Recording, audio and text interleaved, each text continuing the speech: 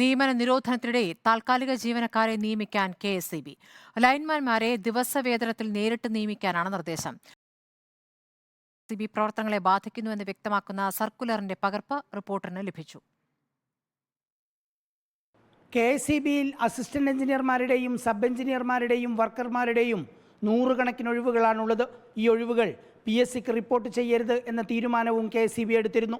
പുനഃസംഘടനയുടെ മറവിലുള്ള ഈ നീക്കം നിയമന നിരോധനമാണെന്ന് റിപ്പോർട്ടർ തുടർവാർത്തകളും നൽകി. എന്നാൽ വാർത്തകൾ കള്ളമാണെന്ന് KSEB വാർത്താക്കുറിപ്പിറക്കി. മന്ത്രി കൃഷ്ണൻകുട്ടിയും വാർത്തയ്ക്കെതിരെ ഫേസ്ബുക്ക് പോസ്റ്റിട്ടു. എന്നാൽ നടക്കുന്നത് നിയമന നിരോധനം തന്നെയാണെന്ന് ഭരണാനുകൂല സംഘടനകൾ നിലപാടെടുത്തിരിക്കുകയാണിപ്പോൾ.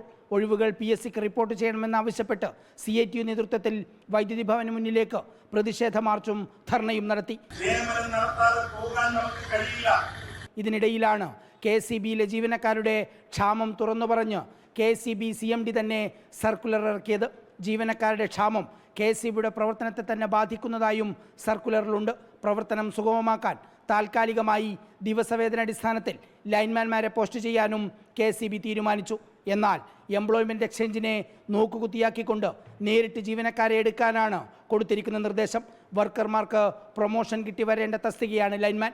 എന്നാൽ കഴിഞ്ഞ 7 വർഷമായി വർക്കർമാരുടെ പ്രൊമോഷൻ മുടങ്ങിയിരിക്കുകയാണ്.